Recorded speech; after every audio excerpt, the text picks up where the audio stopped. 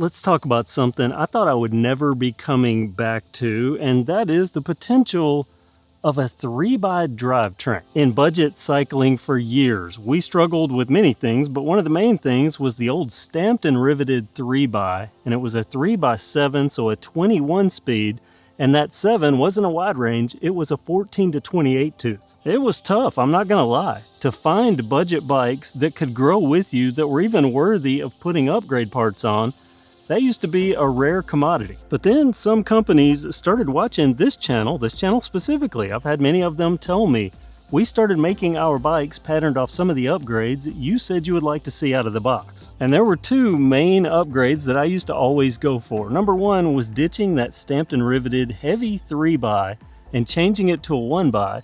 And the second was changing the gearing at the back. I would go from the 14 to 28 tooth to a 14 to 34 tooth, the mega range. You remember that if you've been around here for a while. And that combo made for a usable but still budget drivetrain. Now by usable, it was still a struggle, and we still had sometimes Shimano flat face derailleurs. I used to swap those to the slightly better Tourney, even though the flat face is still technically a Tourney. By the way, the other day I did a search for bad or worse derailleur, something like that, on Amazon.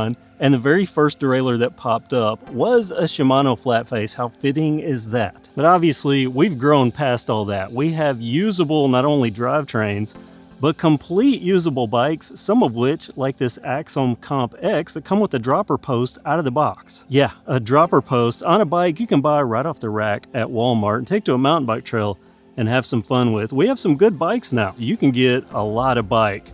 In the budget world now, in the Walmart world, thanks to Schwinn, thanks to the Axom, thanks to Ozark Trail, some of the other good brands, Kent. Okay, great. So why are we here and why are we talking about the past?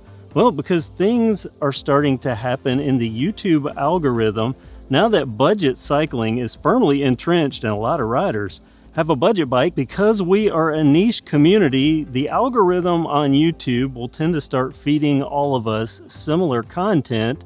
And recently, not only myself, but I've heard someone else talk about it, seeing an older video talking about 3x and how it was better. Now let me state, there is a difference between a multi-$1,000 bike rider and a budget bike rider, especially from a few years ago, talking about drivetrains and what's better. Because in our world, especially a few years ago, that budget 3x was horrible. Now it did give us 21 speeds instead of 7, but we were willing to struggle with that to get the added complexity down, because on a budget bike, the more moving things you have, the tougher it is to keep it working. And if you've watched any of my early videos, you'll know that I always fussed with the front derailleur. And if you have 3 speeds up front, you have to have a derailleur just like you do on the back, but it will sit right here.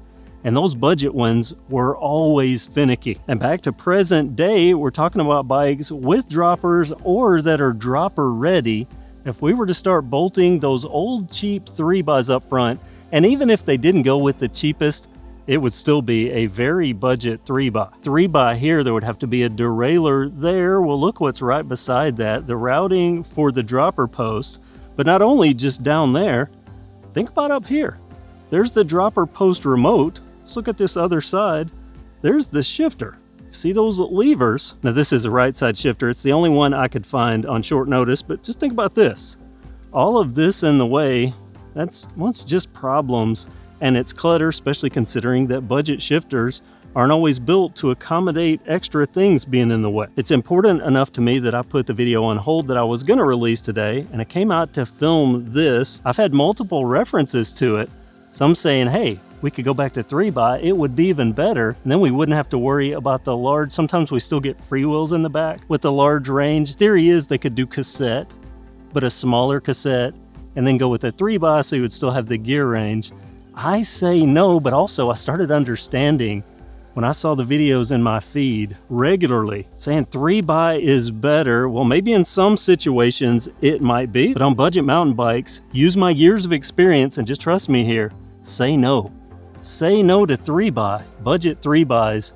We prefer a budget 1x, it's better. Especially considering that we've evolved enough with budget cycling that even when there's a freewheel on the back, often it's a 13 to 40 tooth or something similar, maybe even a 42 tooth at the back, making the need for a 3x, well, not as plausible, especially considering the quality of a 3x that we would get. That's today's video. Comment below with what you think. Have you been hearing the talk about 3x? What do you think about it? Would you prefer to go back, or are we at a better place today? Comment below. Thanks for watching and have a great day.